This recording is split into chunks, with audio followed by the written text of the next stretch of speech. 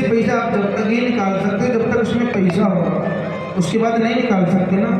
ऐसी स्वर्ग में आप जब तक रह सकते जब तक आपके पुण्य आपके साथ हो, तो स्वर्ग में जाना भी अच्छा नहीं है। हमको गोविंद के गोलोक धाम में जाना चाहिए, जहाँ से कभी लौट करके हमको आना नहीं पड़ता। प्यार से बोलो जय श्री कृष्ण। यहाँ पर भरत जी महाराज से गलती हो गई कि वो घर त्याग करके आए थे, घर छोड़ करके आए थे जंगल में भजन करने के लिए, और यहाँ पर हिरण के बालक में उनको मोह हो गया, जिसके कारण उनको भी अगले जन्म में हिरण बनना पड़ा। आए थे हर भजन को ओटन लगे कपास।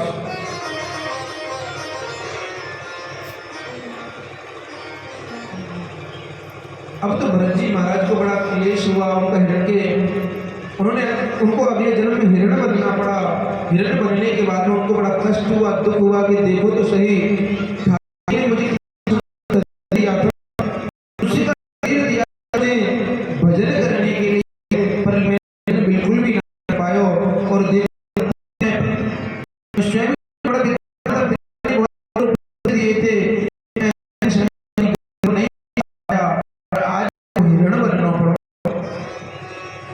प्यार से बोलो जय श्री कृष्ण। एक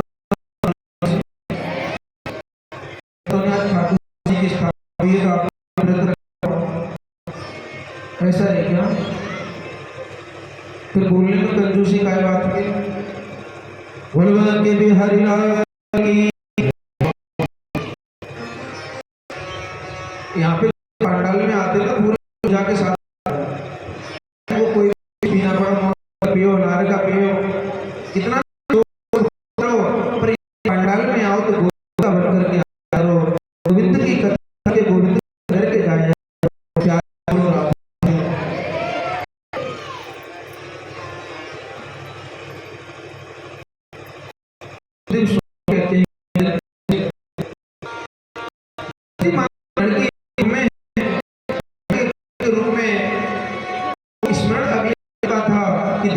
ठाकुर जी ने मुझको मनुष्य शरीर दियो, प्रदान कियो, भी मैं नहीं कर पायो, और अंतिम समय हिरण्य मोह फंस गया और हो गया।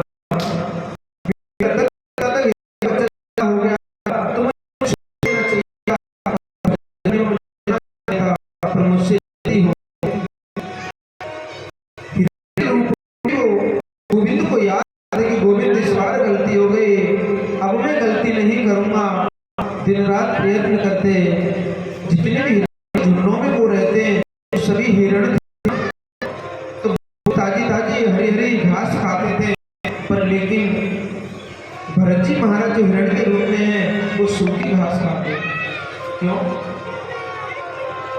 क्योंकि आपने संतों का आहार देखा होगा ना, वो ज्यादा चटपटा नहीं खाते, ज्यादा ऑयली नहीं खाते। क्यों? ऐसा खाने से हमारा जो मन है ना उसमें विकृति पैदा होती है।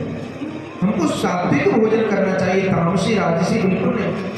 राजाओं जैसे भोजन बिल्कुल नहीं, बिल्कुल सरल सिंपल, केवल उसमें नमक मिर्च इत्यादि पड़े हो और अपना पेट भर जाए, इस प्रकार भोजन करना।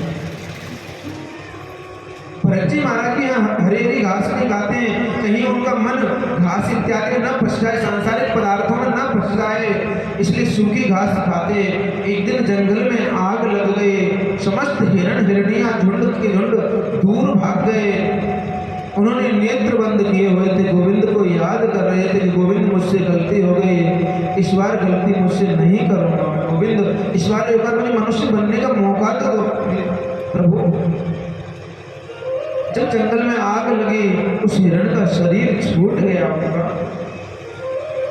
प्रभु को याद करते करते उन्होंने प्रार्थना की थी, प्रभु मुझे मनुष्य शरीर एक बार और दे दे, गोविंद तेरा बहुत बड़ा एहसान होगा। उनका शरीर छूट गया। एक कानकुब्ज ब्राह्मण के यहाँ पर उनका जन्म हुआ है। प्यार से बोलो जय श्री कृष्ण। अंग्रेज पंडित जी के यहाँ पर उनका सुंदर तरीके से जन्म हुआ है। जन्म होने के उपरांत उस बालक का लालन पालन किया।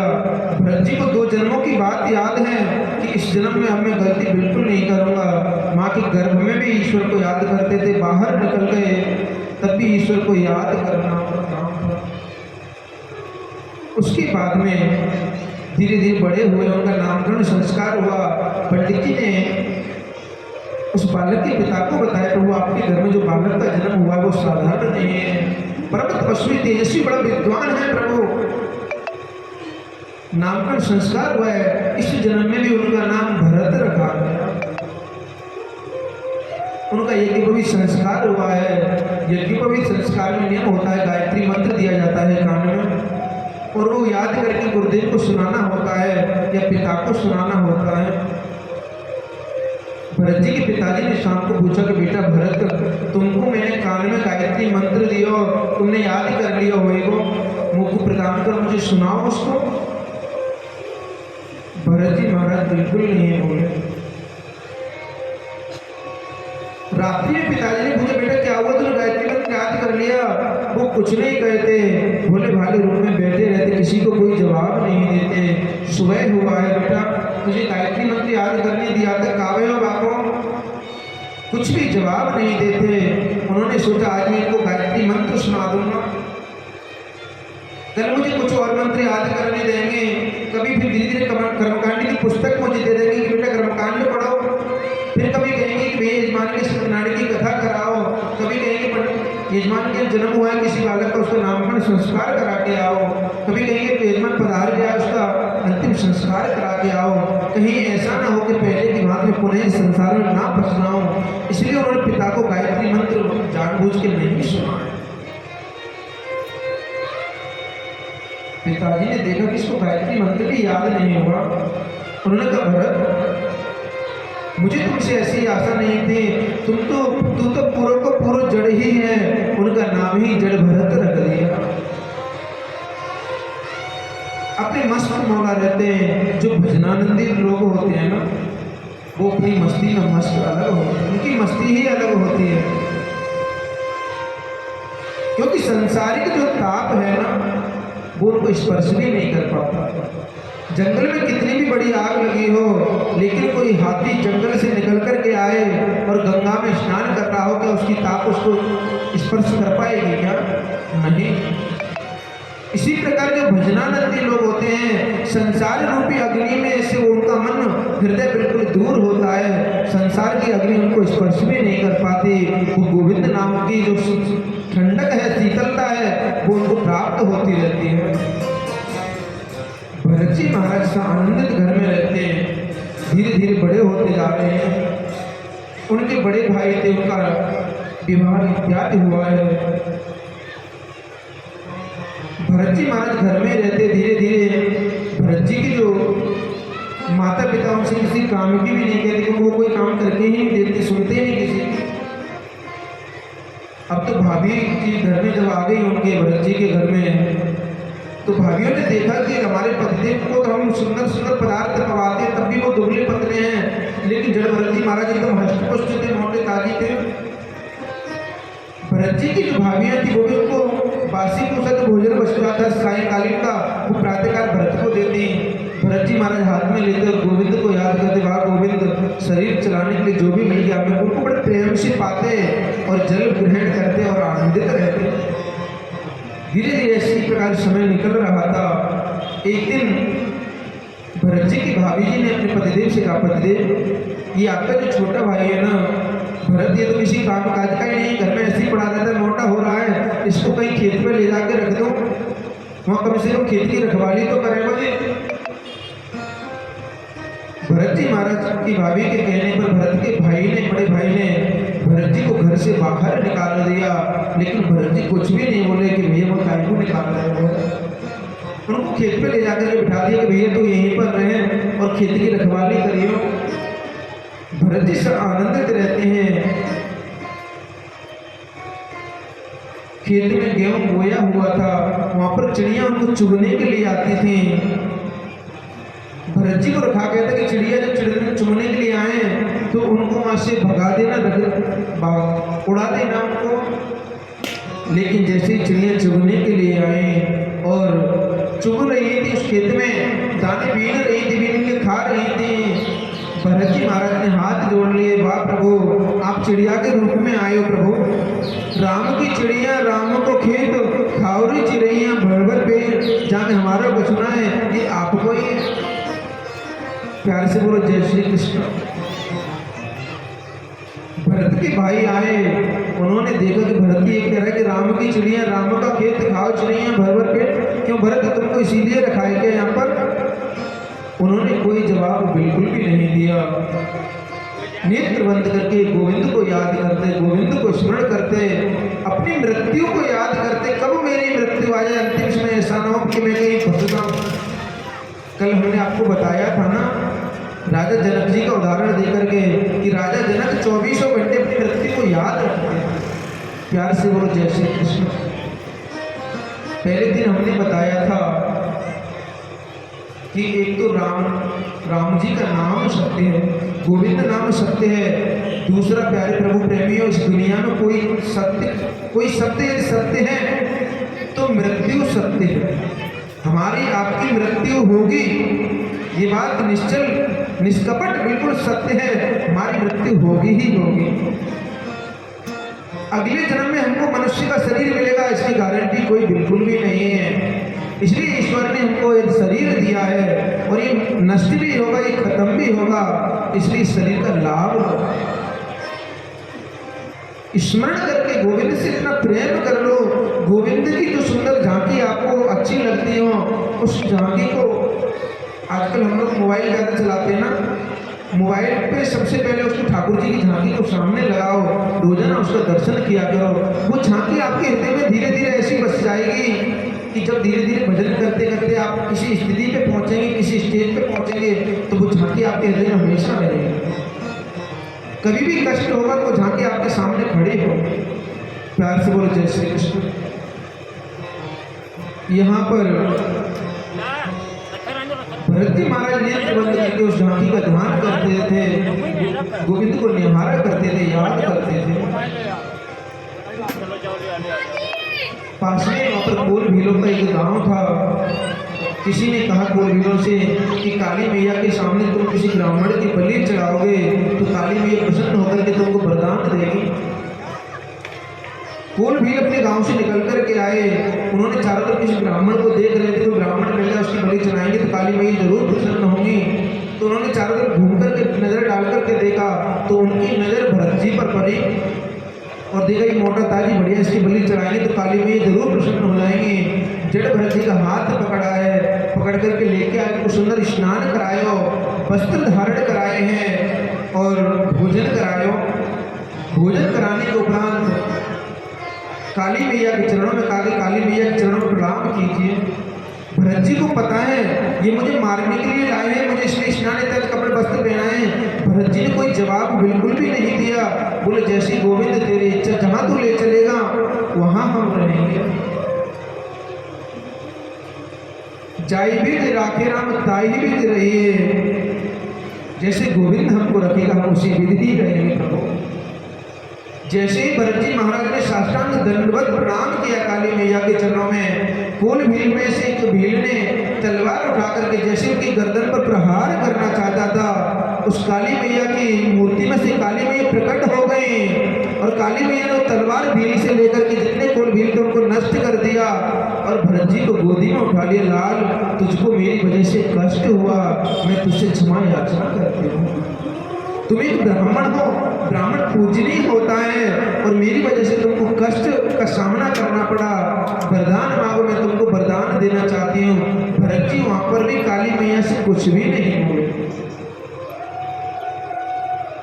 काली माँ वहां से अंतर ध्यान हो गए। भरत जी पुनः उठ करके आए और पुनः खेत पर आकर के बैठ गए। इतनी बड़ी घटना हो गई लेकिन भरत जी कभी किसी से कुछ भी नहीं बोले। हर स्मरण में गोविंद को याद किया करते थे। धीरे धीरे समय निकल रहा था। एक दिन सिंध सौभीर देश का राजा रघुगढ़ वहां से निकल रहा था। रघुगढ़ को राजा पालकी में चल रहा था, 4 लोग उसको कंधे पर लेकर के चल रहे थे। एक किसी ने कहा कि भैया मेरे कंधे में दर्द हो रहा है। तो राजा ने कहा समस्त प्रजा अपनी ही है, कोई भी तुमको मिले तो बाको इसमें जोत लियो, पालकी में कोई बात की चिंता के विषय न आए। उन कहारों ने नजर पड़ी उनकी भरत जी पर, भरत जी को लिया और उसमें पालकी में जोत दिया। भरत जी महाराज का नियम था कि जब भी कहीं एक कदम रखते ना, प्यार से बोलो जय श्री कृष्ण। भरत जी महाराज कभी भी जब अपने चरण चलते ना, तो चलते समय ध्यान देते हैं कहीं पैरों के नीचे चींटी कोई जीव जंतु तो नहीं आ रहा, किसी की हत्या तो नहीं हो रही। भरत जी महाराज जब चलते थे तो राजा जो पालकी में बैठा हुआ था, तो वो क्या करते, जब कोई चींटी आगे आ जाती है तो कदम आगे को रखते हैं, तो उससे पालकी हिल जाती और राजा के सिर में चोट लगती।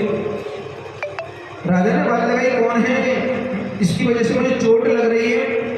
कारण का प्रभु ये मोटा ताजी जो अभी जोतो है न जामे पालकी में, ये ज्यादा उछल कूद कर रहे हो। जड़ भरत जी महाराज ने कभी उनको कोई जवाब नहीं दिया। जब आगे चींटियों का ढेर पड़ जाता, कोई जीव जंतु पड़ जाते हैं, तो वो और बोल के आगे कदम रखते हैं, जिससे उसको कष्ट हो रहा था। राजा ने कहा, कर कौन है तू? मुझे जानता नहीं, मैं तेरी चिकित्सा कर दूंगा। जैसे ही ये बात कही, आज भरत जी महाराज अब बोल पड़े। उन्होंने कहा, राजन तुम क्या कहते हो, चिकित्सा कर दोगे? बिल्कुल भी नहीं। यहाँ प्रश्न उठता है राजन परीक्षित कि भरत जी महाराज के साथ में इतनी घटनाएं हो गई, घर में भी सम्मान नहीं मिला, भैया ने बाहर निकाल दिया, काली मैया के पास मंदिर में भी गए, वहां पर भी उन्होंने कोई जवाब प्रश्न नहीं किया। लेकिन आज राजा रघुगढ़ ने सिर्फ इतना बोला कि तुम्हारी चिकित्सा कर देंगे, सही तरीके से पालकी चलाओ, तो यहाँ पर क्यों बोल पड़े? प्यारे प्रभु प्रेमियों, जो आज राजा रघुगढ़ जो बनकर के आया था ना, वही हिरण का जो बच्चा था ना, हिरण का बच्चा ही आज यहाँ पर राजा रघुगढ़ बनकर के आया था। सोचो, भरत जी से ज्ञानी महाज्ञानी होते हुए भी आज भी उनको 3 जन्म बाद भी उनका प्रेम उस हिरण के बच्चे से है। पग पग पर कितना ध्यान रख रहे हैं, लेकिन फिर भी देखिए कि हमारा प्रेम माया जो है कहाँ से कहाँ तक खींच के ले जाती है।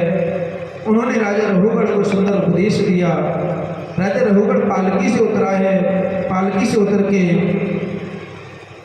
साष्टांग दंडवत किया और प्रणाम किया है। उन्होंने सुंदर उसको शांत उपदेश किया है। राजा रघुगढ़ का जो अभिमान था वो दूर हुआ है और भरत जी महाराज का धीरे धीरे उन्होंने जंगल में भजन किया और गोविंद के गोलोक धाम को प्राप्त किया। प्यार से बोलो जय श्री कृष्ण। इस कथा से हमको क्या समझना चाहिए? समझ में आया ना कि प्यारे प्रभु प्रेमियों, ठाकुर जी ने जो हमको पत्नी बच्चे घर मकान दुकान दिया है, ये ठाकुर जी का है। इसका लालन पालन करना हमारी आपकी जिम्मेदारी है। पर इनके बिना मैं 1 मिनट भी रहूंगा नहीं, ऐसा मानना बहुत बड़ा अपराध है, बहुत बड़ी गलती है। यही सबसे बड़ा जीवन का भजन है।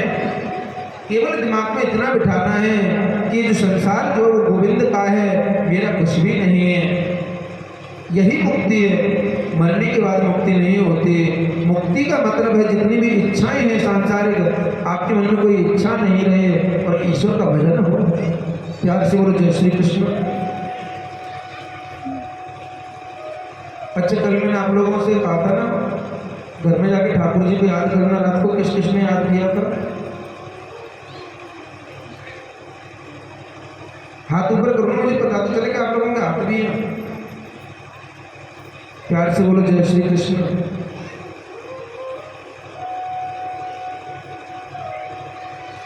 आप ईश्वर को जितना मन से याद करोगे ना सायंकालीन, आपको इतनी अच्छी नींद आएगी, इतनी अच्छी नींद आएगी, आप सोच नहीं सकते।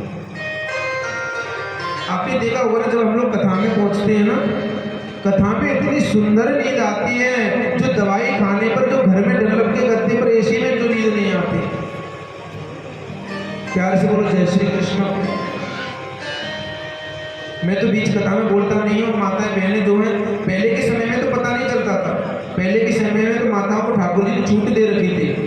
पहले माताएं बहनें क्या करती थी, सो भी जाती थी ना, तो अपना पल्लू आगे को कर लेती थी, तो पता ही नहीं चलता था कि सो रही है कि जग रही है क्या है। आज के समय तो वो सब गायब ही हो गया धीरे धीरे समय के अनुसार। हमको पता भी चल जाता है कि भैया तुम सो रहे हो कि जग रहे हो, पर हम फिर भी कुछ नहीं बोलते कि जैसे आपकी इच्छा। प्यार से बोलो जय श्री कृष्ण।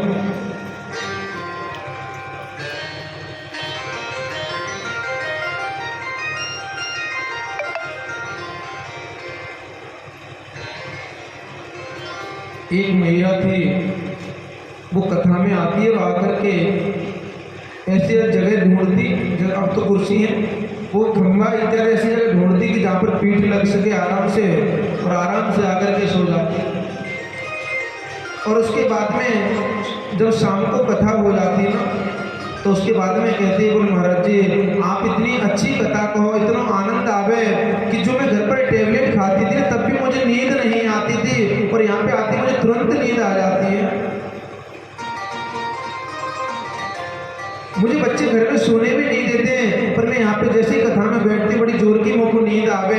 तो मैंने कही मैया कोई बात नहीं, इस क्षेत्र में जिसको नींद नहीं आती हो उसको जरूर यहाँ पे बुला के लाया करो, कम से कम आराम से सोएंगे तो सही। घर में सोने से अच्छा पांडाल में आके सो, किसी न किसी दिन मेरा गोविंद आएगा और आपके बाजू को पकड़ के हिला देगा और आपको गोविंद का दर्शन हो जाएगा। प्यार से बोलो जय श्री कृष्ण, प्यार से बोलो राधे राधे। बहुत सी माताएं तो इसलिए भी आ जाती हैं, बोले घर में रहेंगे तो नाती वगैरह खिलाने पड़ेंगे, पांडाल में पहुंचो आराम से, समाधि भी लगेगी, थोड़ी बहुत कथा भी सुनेंगे और सायंकालीन का समय भी निकल जाएगा। प्यार से बोलो राधे राधे। आगे चल करके सुखदेव स्वामी ने 28 प्रकार के जो नरक हैं, नरकों का वर्णन किया। तामिश्र अंध्र तामिश्र रौरव महारौरव कुंभिपाक कालसूत्र अस्पत्र बनम, बड़े बड़े नरकों का वर्णन किया कि प्रभु जो लोग हिंसा करते हैं, जीवों की जो हिंसा करके अपनी स्वाद के लिए जीवों को मार देते हैं, उनको अंध तामिश्र नामक नरक में जाना पड़ता है।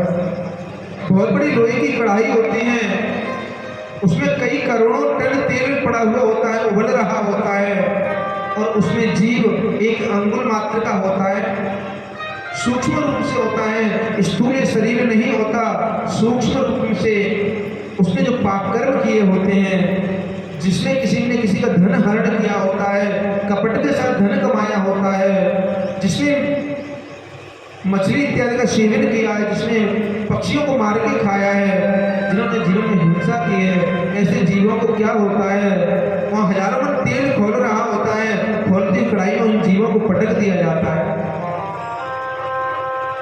यमराज के जो दूत होते हैं उनको पकौड़ी की समान निकाल करके तल के सामने, वो जीव मरता नहीं है, तेल में खोलता है, पूर्व जन्म के कर्मों को याद करता है, मैंने कौन कौन से कर्म किए, तड़पता है, यमराज से प्रार्थना करता है, प्रभु बहुत कष्ट होता है, निकालो। नहीं, उनको निकाल दिया जाता है। निकाल करके पास में एक बहुत बड़ा कुंड होता है, जिसमें पीप ही पीप भरा हुआ होता है, बहुत गंदगी भरी हुई होती है, हजारों उसमें जीव छोटे छोटे कीड़े होते हैं उसमें, उनको तल करके कढ़ाई में से निकाला जाता है और गंदे कुंड में डाल दिया जाता है। उसमें जीव जंतु उस जीव को थोड़ा थोड़ा करके खाते हैं, कष्ट होता है पर कुछ भी नहीं कर सकता। एक लोहे का बहुत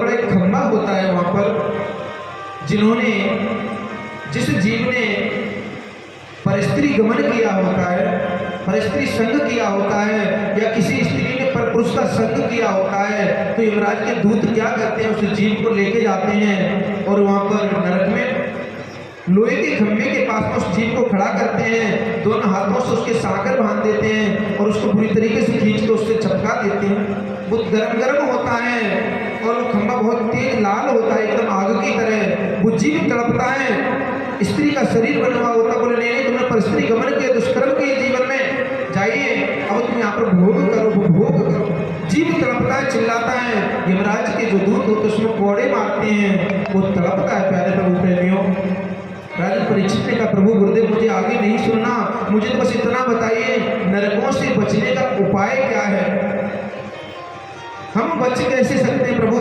मुझे सीधा सरल मार्ग बताइए, वो मैं जानना चाहता हूँ। प्यार से बोलो जय श्री कृष्ण। सुखदेव स्वामी कहते हैं कि राजन परीक्षित एक पंडित जी थे जिनका नाम था अजामिल। अजामिल व्याख्यान सुनाया। पंडित जी महाराज बहुत भजनानंदी थे, भजन करते थे तीनों समय, संध्या के समय, प्रातःकालीन संध्या वंदन, दोपहर को संध्या वंदन और सायंकालीन संध्या वंदन। संध्या वंदन का प्यारे प्रभु प्रेमियों, संध्या वंदन का मतलब होता है अपना प्राणायाम करना, ब्राह्मण क्षत्रिय वैश्य तीनों वर्णों को संध्या वंदन जरूर करना चाहिए। संध्या वंदन का मतलब होता है कि पहले प्राणायाम करें, उसके बाद में अर्घ देना चाहिए। अर्घ देने के बाद में गायत्री का जाप जरूर करना चाहिए, प्रातः काल, दोपहर को और शाम को भी। शाम को भी सूर्य को अर्घ देना चाहिए सूर्यास्त के समय, और फिर बैठ के गायत्री का जाप करना चाहिए। ऐसा करने से, गायत्री मंत्र जाप करने से हमारी आपकी बुद्धि शुद्ध रहती है। अजामिल महाराज जो है सुंदर संध्या वंदन इत्यादि करते भजनानंदी थे, वेद शास्त्रों के ज्ञाता थे। एक दिन उनकी से गलती हो गई, वो जंगल में भ्रमण करने के लिए निकले। उन्होंने किसी एक वेश्या को देखा, किसी पुरुष के साथ समागम करते हुए, और वो वेश्या को लेकर के अपने मन पर काबू नहीं रख पाए, उस वेश्या को लेकर के आए हैं और उस वेश्या को बेटा को लाके अपने घर में रख लिया। धीरे धीरे समय निकलता जा रहा था। कुछ संत लोग थे, संत लोग अजामिल के गांव में पधारे। वृंदावन जाना था उनको, मार्ग में ही अजामिल का गांव पड़ा। रात्रि बेला हो गई। किसी ने पूछा कि भैया, संतों ने किसी से पूछा कि भैया यहाँ पर कोई संत है क्या, कोई भक्त रहता है क्या ठाकुर जी का? हम उसके घर पे जाकर के प्रसाद इत्यादि ग्रहण कर सके और सायंकालीन रूप में प्रातःकालीन होते निकल जाएंगे। उस व्यक्ति ने कहा, हमने आज मैं तुमको ऐसे संत के घर पर भेजूंगा कि तुम हमेशा याद रखोगे। उस व्यक्ति ने, दुष्ट प्रवृत्ति का व्यक्ति, उसने मजाक में उस अजामिल के घर पर भेज दिया। उस संतों की मंडली चल करके गई और जाकर के दरवाजा खटखटाया। अरे भैया, भक्त अजामिल है क्या? भैया अजामिल, दरवाजा खोलो, हमको वृंदावन जाना था, लेट हो गए, रात्रि बेला हो गई, रात्रि को विश्राम करने चले जाएंगे। प्यार से बोलो जय श्री कृष्ण। सुखदेव स्वामी कहते राजन परिचय, प्यार से बोलो जय श्री कृष्ण। एक बार और बोलना प्रेम से, राधे राधे। इसीलिए बुआ जी बताया, जब मैं आ रहा था ना कथा करके तो आपको याद कर रहा था। मैं सोच रहा था कि आप बुआ का दर्शन नहीं होगा, क्योंकि आप शाम को कह रही थी ना मैं चली जाऊंगी। तो मैं सोच रहा था कि मेरा मन कैसे कथा में लगेगा। तो वास्तविकता में देखता हुआ पूर्ण रूप से मन से कथा सुनते हैं। एक विद्यार्थी की तरह मैंने देखा था, नोट करती थी, जो बात अच्छी लगती थी ना उसको नोट करती थी। प्यार से बोलो जय श्री कृष्ण। और आज आप रुके तो मुझे और आनंद आया व्यास मंच से, जैसे मुझे देखा कि हमारी बुआ जी आ रही है, और चार चांद लग गया आज कथा में। प्यार से बोलो राधे राधे। परिचित जी में कथा कहाँ कह रहा था, क्या चल रहा था? बहुत सुंदर। तो अजामिल के घर पर कुछ संत पधारे हैं। संतों की मंडली ने जैसे दरवाजा खटखटाया, उसमें से अजामिल घर पे नहीं थी, वो बाहर गए हुए थे। जो संत के रूप में थे अजामिल, जब वेश्या को घर में लेके आ गए तो उनकी चित्त वृत्ति जो थी वो खराब होती चली गई। वेश्या में धन की भूमि होती, वो लड़का रोजाना कहते जाओ ज्यादा से ज्यादा धन कमा करके लेके आओ। जो पूजा पाठ में समय निकलता था वो चोरी चकारी करने लग गए। भजन पूजा पाठ संध्या वंदन सब कुछ छोड़ दिया। अब तो धन ही धन उनको दिखता। मदिरा पान करने लगे, धीरे धीरे पशु पक्षियों को मार करके खाने लगे। इतनी गंदी चित्त वृत्ति उनकी हो गई। दरवाजे जब संतों ने खटखटाया, उसमें से गणिका बाहर निकली, बोले प्रभु राधे राधे। बोले राधे राधे। बोले भक्त अजामिल होंगे, थोड़ा उनको बुलाइए ना, हम उनसे मिलना चाहते हैं। बोले नहीं प्रभु, ये भक्त का घर नहीं, बहुत बड़े दुष्टि प्रवृत्ति के हैं, वो तो यहाँ पे नहीं। और बताइए क्या काम है, क्या क्या बोल रहे बताइए। बोले नहीं देवी, हम चाहते थे सायंकालीन के समय रुक जाएं और शाम को प्रसाद पाएं आपके यहाँ पर, और प्रातःकाल निकल जाएंगे। उस गणिका ने सत्य बोला। बोले नहीं प्रभु, अजामिल जी तो यहाँ पर है नहीं, और मैं गणिकाओं वैसे मैं आपको अपने हाथों से सुंदर भोजन पदार्थ बना करके नहीं खिला सकती प्रभु, मुझे माफ करिए। संतों ने कहा कोई बात नहीं, जैसी ईश्वर की इच्छा। संत चलने लगे, उस वैश्य ने पीछे से बात लगाई, नहीं प्रभु एक बात सुनो, मैं अपने हाथों से नहीं पवा सकती तो क्या हुआ, मैं आपको सूखी सामग्री मंगवा के दे देती हूँ, सामने सुंदर बगीचा है, आप अपने हाथों से पाओ, ठाकुर जी को भोग भी लगाओ और आराम से पाओ, आराम से रात्रि विश्राम करना से होते निकल जाओ। उन्होंने कहा जैसी देवी आप कहते कोई बात नहीं। सामने सुंदर बगीचा था, उसी में सभी लोग संत लोग पहुंचे, उसने सूप की सामग्री दे दी, सुंदर तरीके से पा रहे थे वो। सुंदर भोजन पदार्थ बनाया, ठाकुर जी को भोग लगाया। भोग लगाने के बाद संतों की मंडली नीचे बैठ गई, थाली परोसने की संतों की मंडली के मध्य में जो महंत है, प्रमुख जो संत हैं, उन्होंने जैसे ही पहला गिलास तोड़ा, सोचा कि इस अजामिल को हम कैसे बदलेंगे जीवन में।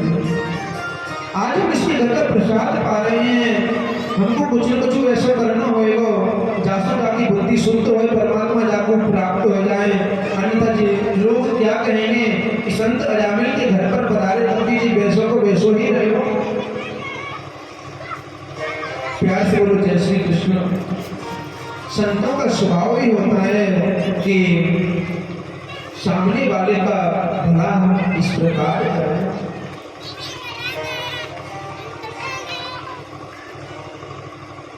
उन्होंने जैसे गिलास तोड़ा, विचार किया कि आखिर हम करें तो करें क्या, इसके लिए क्या विचार करना चाहिए। संतों का स्वभाव होता है कि कैसे भी करके हम सामने वाला जो जीव है उसका कल्याण करें। संत तुलसीदास जी ने लिखा है, संत हृदय नवनीत समाना। बोले संत का जो हृदय है वो कैसा है, बोले नवनीत। नवनीत माने माखन के समान कोमल होता है संतों का हृदय। फिर तुलसीदास जी को संतोष नहीं हुआ, उन्होंने तो माखन को फिर भी कब पिघलता है, उसको अग्नि लगती है, उसको ताप लगती है तब पिघलता है। पर लेकिन संत लोग तो दूसरों के दुख को देख करके पिघल जाते हैं और उनका कल्याण कर देते हैं। संत लोग कभी अपना स्वभाव बदलते नहीं। एक बार एक संत यमुना नदी में स्नान कर रहे थे। स्नान करते करते क्या हुआ, उन्होंने देखा कि एक काला काला बिच्छू जमीन में से निकल करके आया, उसमें बहा हुआ जा रहा था। बहते हुए बिच्छू जा रहा था। संत ने देखा जल में बिच्छू बह करके जा रहा है, ये मर जाएगा, नष्ट हो जाएगा। संत ने क्या किया, उस हाथ पे उस बिच्छू को लिया, बाहर निकलना चाहते थे और बिच्छू का स्वभाव होता है डंक मार देना। बिच्छू डंक मारते तो संत के हाथ में डंक लग जाता तो नीचे गिर पड़ता वो बिच्छू। फिर उन्होंने द्वारा उसको उठाया, बाहर निकालना चाहते, बिच्छू नहीं निकलता, उन्हें डंक मार देता। तीसरी बार फिर प्रयास किया, उस बिच्छू को हाथ में लेते हैं, बिच्छू स्वभाव से डंक मार देता, बाहर निकालना चाहते वो नहीं निकलता। एक व्यक्ति पास में खड़ा हुआ था, उसने कहा संत जी आप अपने स्नान पे ध्यान दो, जो बार बार डंक मार देते हो, फिर भी तुम जाको बचाने में लगे हुए, उसको बह जाने दो, मर जाने दो। संत ने बड़ी सुंदर बात बोले, बोले एक बात बताओ। बोले क्या, बोले 50 ग्राम का 20 ग्राम का जो बिच्छू है वो अपना स्वभाव नहीं बदल सकता, तो मैं तो एक कुंटल के शरीर वाला हूँ, मैं अपना शरीर स्वभाव कैसे बदलूं। बहते हुए को बचाना तो मेरा कर्म है, इसलिए मैं इसको जरूर पार ही निकाल करके मानूंगा। जो सच्चे संत हैं प्रभु प्रेमियों, वो हमको आपको पार लगा करके ही मानते हैं। प्यार से बोलो राधे राधे। सुंदर प्रसाद पायो। अजामिल महाराज रात्रि के 9 बजे पधारे हैं बगीचे में और आकर के देखा कि संत लोग बोले प्रभु आपको क्या हुआ। बोले नहीं प्रभु वृंदावन जाना था और हम इसलिए रुक गए। प्रातःकाल होते अजामिल जी चले जाएंगे और रात्रि विश्राम किया है। अजामिल तो एक बार चिल्ला के बोला, लेकिन पीछे से दरवाजे से आवाज लगाई उस वैश्या ने, लड़का ने, नहीं प्रभु मैंने रोका, आपको आराम से रहने दीजिए। उसी ने पत्नी ने आवाज लगाई लड़का ने, तो उन्होंने धीरे तुमने बुलाया, रोका, चलो कोई बात नहीं, रहिए आराम से। प्रातःकाल हुआ है, प्रातःकाल होते संतों ने अपनी सामग्री एकत्रित की, बोला उनको वृंदावन चलना चाहिए। वृंदावन के लिए निकलने लगे तो बोले कि नहीं अजामिल को आशीर्वाद तो देना चाहिए। दरवाजा खटखटाया, अजामिल दरवाजा खोलो। अजामिल ने जैसे दरवाजा खोला, बोले क्या हुआ, क्यों आए हो, क्या हुआ। बोले रात्रि में हमने आपके घर प्रसाद पाया था, हमारी इच्छा है हमको कुछ दक्षिणा मिलनी चाहिए, हमको दक्षिणा दो। अजामिल दुष्ट प्रवृत्ति का उसने कहा नहीं संत जी मैं कोई भक्त नहीं हूँ, आपका लोटा समोटा मैंने ना चढ़ाया, ये मेरी दक्षिणा मानो और यहाँ से विदा हो जाओ। उन्होंने कहा नहीं बेटा हम रुपया पैसे धन नहीं लेना चाहते, हम बस एक बात बताना चाहते हैं अभी हमने देखा कि आपकी जो पत्नी जो गर्भवती है ना, उससे सुंदर पुत्र पैदा होगा और उस पुत्र का नाम नारायण रख लेना और कुछ मत करना। उसने कहा कोई बड़ी बात नहीं है, जरूर नारायण रख लेना। इस प्रकार संत वहां से आशीर्वाद देकर के वहां से निकल गए हैं। कुछ समय बाद समय निकलता जा रहा था, अजामिल ने अपने पुत्र का नाम नारायण रखा है। नारायण नाम रखते रखते वो धीरे धीरे क्या करता कि रोजाना सबसे छोटा बालक था, सबसे ज्यादा लाडला बालक छोटा होता है या फिर सबसे जो बड़ा होता है ना वो घर का लाडला होता है। बीच वाले तो गोविंद के भरोसे होते हैं। प्यार से बोलो जय श्री कृष्ण। जितने भी आप संत देखोगे ना, पूछना भैया आप कौन से नंबर के, वो बीच वाले होते हैं। या तो घर का लाडला बड़ा होता है, घर का लाडला छोटा वाला होता है। विचार में बीच वाले तो गोविंद के भरोसे, नारायण के भरोसे चल रहे होते हैं। ये आप लोग अनुभव करके देखा भी होगा, नहीं होगा देखा होगा तो देखा। तो यहाँ पर उनका जो छोटा बालक था, तो छोटा बालक जो था उसका नाम नारायण रखा हुआ है। वो जब भी कोई काम करता ना, बेटे नारायण इधर आओ, बेटे नारायण इधर आओ, ऐसे करता। एक दिन क्या हुआ, धीरे धीरे उसका शरीर वृद्धावस्था को प्राप्त होता जा रहा है। यम के दूत आए हैं, यमराज ने दूतों को भेजा कि जाओ उसको अजामिल को उठा करके लेके आओ। यमराज के दूत आए, जैसे दूत उस अजामिल के पलंग के पास में खड़े हुए, जिसकी मृत्यु होती है ना उसी को वो यमराज के दूत दिखते हैं और किसी को नहीं दिखते हैं। जैसे अजामिल ने देखा कि काले काले हाथों में रस्सी लेकर के आए हैं, ये फंदा लेकर के आए, मुझे लेकर के जाएंगे, वो समझ गया। उसको अपना बालक याद आया, बेटा नारायण नारायण बेटा बचा, मगू इतनी जल्दी दौड़ गया मेरे पास। हाँ, जैसे ही उसने नारायण बोला, वैकुंठ धाम में नारायण भगवान लक्ष्मी के साथ में विराजमान थे। नारायण भगवान ने तुरंत अपने पार्षदों से कहा जाइए अजामिल के पास में, उसको बचाइए, वो मुझे याद कर रहा है। ठाकुर जी के यहाँ से गोलोक धाम से भी सुंदर एक विमान आयो और दूसरी तरफ गोविंद का विमान खड़ा है। एक तरफ यमराज के पार्षदों का विमान खड़ा है, एक तरफ गोविंद के पार्षदों का विमान खड़ा है। उन्होंने कहा प्रभु हम इसको लेके जाना चाहते हैं, लेके जाने दो ना प्रभु। उन्होंने कहा नहीं नहीं, आप इसको लेकर के बिल्कुल भी नहीं जा सकते। बोले क्यों? तुमको पता नहीं इसने अंतिम समय पर नारायण को पुकारा, नारायण को बुलाया। बोले नहीं नहीं, इसने नारायण को नहीं, इसने तो अपने पुत्र को बुलाया। बोले नहीं नहीं, चाहे पुत्र के नाम से बुलाया, किसी भी नाम से लिया, आखिर नाम तो इसने नारायण लिया ना। तो ये गोलोक धाम में जाने का अधिकारी है, ये नरक में जाने का प्यारे प्रभु में बिल्कुल अधिकारी नहीं है। प्यार से बोलो जय श्री कृष्ण। इसलिए आजकल हम लोगों को अपने बच्चों का नाम भी गोविंद के नाम से मिलता जुलता रखना चाहिए, न चाहते हुए भी हमारा आपका भजन हो जाए। प्यार से बोलो जय श्री कृष्ण। यहाँ पर अजामिल जी ने देखा, सुंदर तरीके से उनको उपदेश दिया। यम के जो दूत थे वो वहां से लौट करके चले गए और जाकर के उनसे कहा कि प्रभु, उनसे पूछा यमराज जी से, प्रभु आज तो हमारा बहुत बड़ा अपमान हुआ। बोलो क्या हुआ? अजामिल ने यहाँ पर देखा कि यमराज के दूत भी निकल गए और वहां से नारायण के जो दूत थे वो भी खाली हाथ निकल गए। अजामिल समझ गया कि आज मैं बच गया, कि नारायण शब्द में कितनी ताकत है, अब मैं जरूर भजन करूंगा। वहां पर जाकर के यमराज के दूतों ने कहा कि प्रभु आज हमारी बहुत बड़ी बेइज्जती हुई। वहां पर चार हाथ वाले पार्षद न जाने कहां से आ गए और हमको लाकर के नहीं लेकर के नहीं आने दिया प्रभु उसको। जैसे ही बोले क्यों क्या हुआ? बोले वहां पर नारायण के पार्षद आ गए थे। बोले आखिर हम तो सोचते थे यमराज जी सबसे बड़े आप ही हो, क्या कोई नारायण नाम का भी है को जो आपसे बड़ा हो प्रभु? यमराज जी ने कहा नहीं नहीं, थोड़ा धीरे बोलिए। आप लोग मुझसे कभी पूछते थे ना कि मैं किसका भजन कर रहा हूँ, तो मैं उसी नारायण का ही भजन करता था। तुम ज्यादा तेज मत बोलो, नरक में भी कोई नारायण का नाम सुन लेगा तो उसका कल्याण हो जाएगा। तो बोले प्रभु ये बताओ फिर आखिर हम लेकर के किसको आवे? नरक में लाने का अधिकारी कौन है? बोले प्रभु जिसने कभी जीवन में राम नाम नहीं लिया वो नरक में लाने का अधिकारी है। जिसने जीवन और पाप कर्म किया हो वो भी नरक में लाने का अधिकारी है। जिसने जीवन अपने पशुओं की बात अपना जीवन ऐसे नष्ट कर दिया हो वो भी नरक में जाने का अधिकारी है। प्यार से बोलो जय श्री कृष्ण। यमराज के दूतों ने पूछा कि भैया जो भागवत में जय श्री कृष्ण भी नहीं प्रेम से बोले उनको भी लेके आना चाहिए क्या? बोले नहीं नहीं भैया कोई बात नहीं, वो आलस में बैठे बैठे रहने दो, कम से कम कथा कानों के माध्यम से हृदय तक पहुंच रही है, इससे ही उनका कल्याण हो जाएगा।